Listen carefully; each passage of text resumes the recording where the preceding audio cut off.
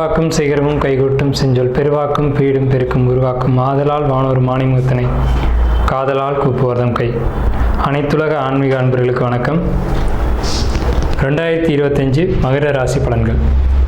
மகர ராசி 2025 பலன்கள் இது எப்படி இருக்க போகுது அப்படிங்கிறத நம்ம பார்க்குறோம். ராசி பலன் பார்க்கக்கூடியவங்களில் முதல் வரிசையில் வைக்கக்கூடியவங்க யாருன்னா மகர ராசியும் கடகராசியும் தான். இந்த காலகட்டத்தில் கடகம், மகரம், கும்பம் இந்த ராசிக்காரங்க அதிகமாக ராசி பலன் பார்ப்பாங்க.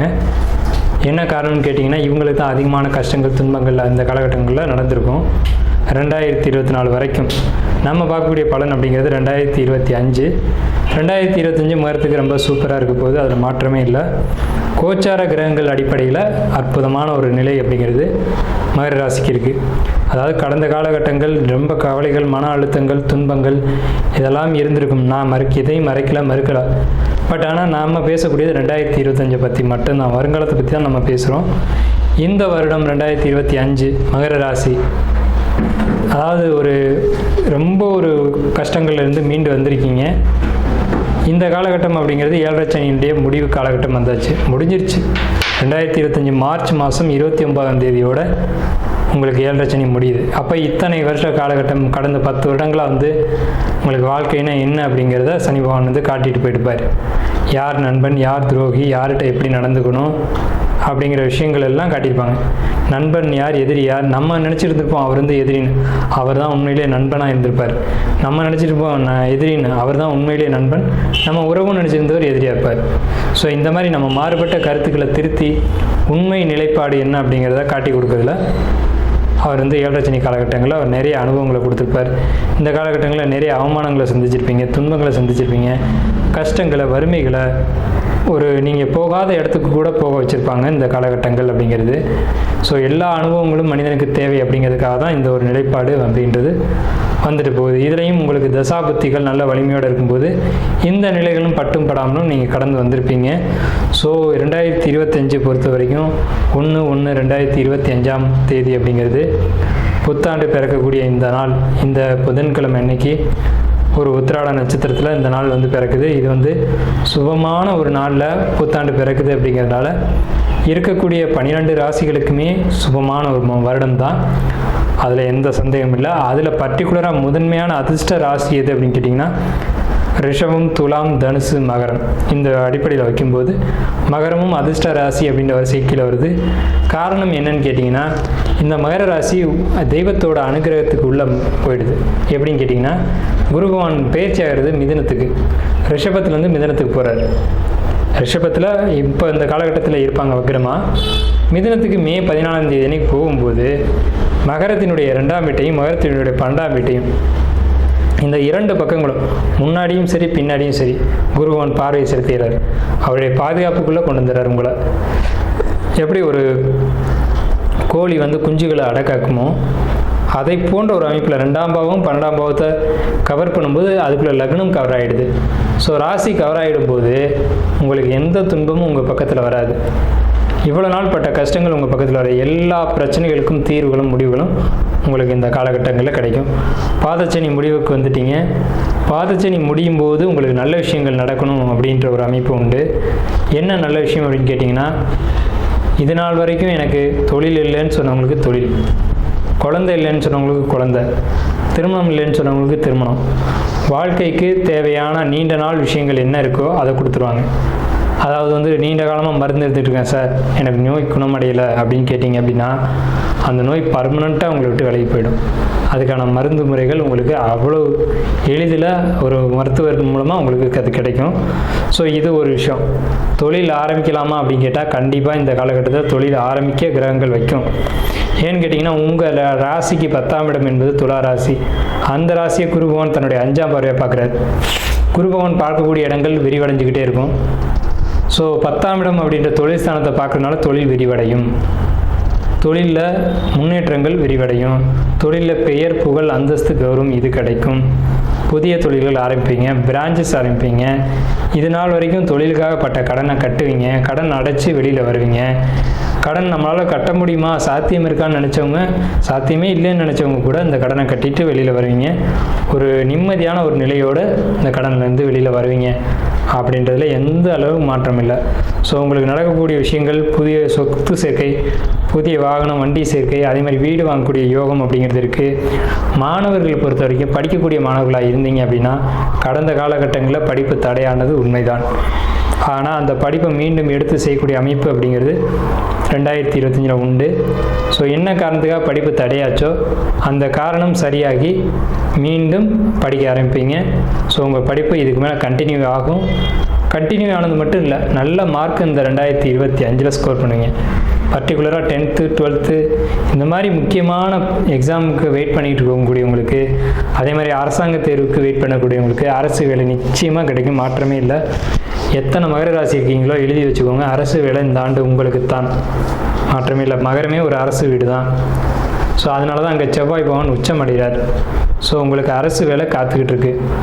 அதேமாதிரி உங்களுக்கு, ஏன்னா உங்கள் ராசிக்கு 2ஆம் இடம்ன்ற தனஸ்தானத்தை குரு பகவான் தன்னுடைய 9ஆம் பார்வை வழியாக பார்க்குறாங்க. குரு பகவானுடைய 9ஆம் பார்வை பார்க்கக்கூடிய இடத்துக்கு அரசு வேலை அப்படின்றது உறுதி.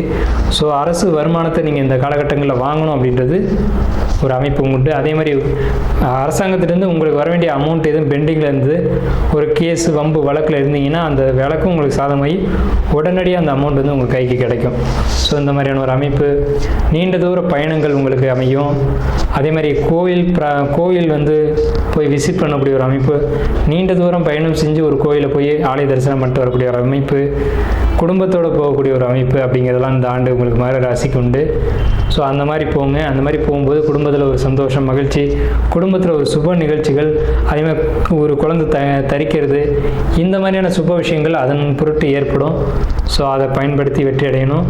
ஸோ உங்களுக்கு இது நாள் வரைக்கும் இந்த கஷ்டங்கள் போகட்டும், இனி வரக்கூடிய வசந்தத்தை வரவேற்கலாம்.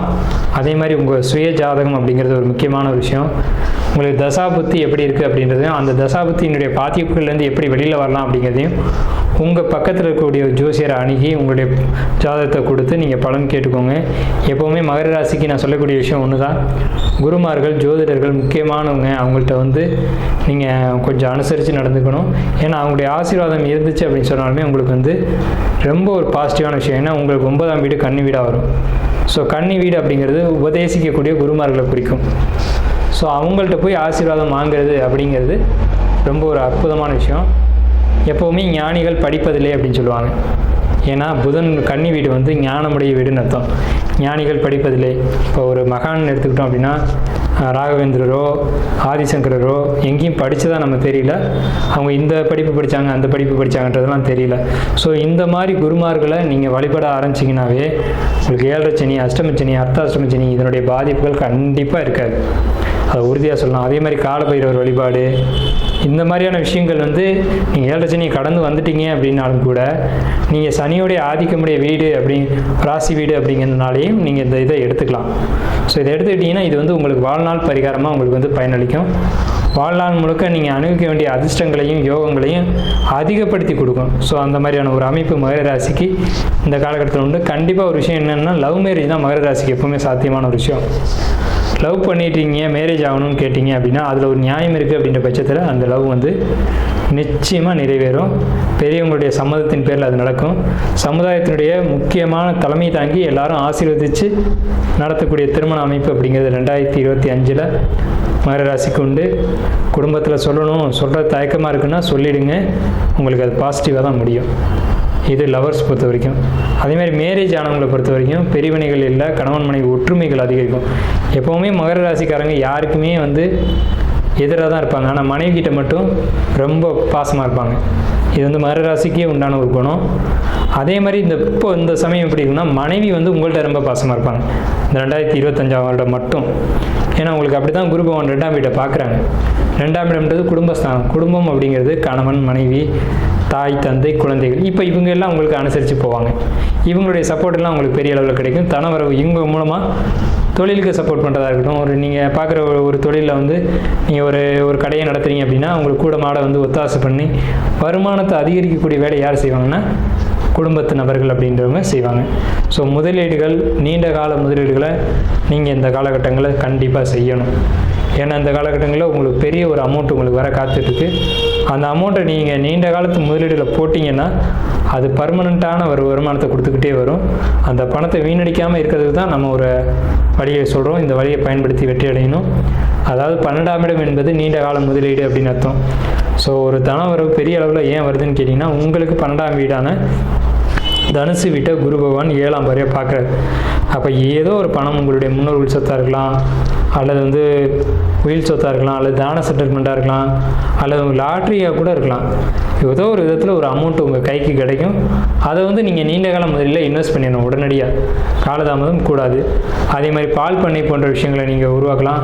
பசு மாடுகள் வளர்க்குறது அப்படிங்கிறது மகர ராசிக்கு ரொம்ப ஒரு அற்புதமான ஒரு விஷயம். இது மூலமாக தான் மகர ராசி தங்களுடைய தோஷங்களை, பாவங்களை, கர்மாக்களை தீர்த்துக்க முடியும். பசுமாடு கோசாலை வைக்கிறதா இருக்கலாம். நீங்கள் வந்து கோயிலில் போய் கோசாலைக்கு நான் வந்து உணவு கொடுக்க சொல்லலை, எதுவும் பண்ண சொல்லலை. நீங்களே வச்சு பராமரிங்க. அதன் மூலமாக அடையக்கூடிய லாபங்களையும் நீங்கள் அனுபவிக்கலாம்னு சொல்கிறேன். எப்போவுமே பசுமாடு அப்படின்ற ஒரு அமைப்பு வந்து மகர ராசிக்கே உரித்தான விஷயம். மகர ராசிக்கு யோகத்தை கொடுக்கக்கூடிய ஒரு விஷயம் எதுன்னு கேட்டிங்கன்னா பசுமாடு, பால் மாடு, விவசாயம் தான். ஸோ அதை பயன்படுத்திக்கோங்க. 2025ஆம் வருஷம் மகர ராசிக்கு மிகப்பெரிய வெற்றிகளையும் மிகப்பெரிய யோகங்களையும் சொல்லியிருக்கு. என்னுடைய வாழ்த்துக்களும் நன்றிகளும்.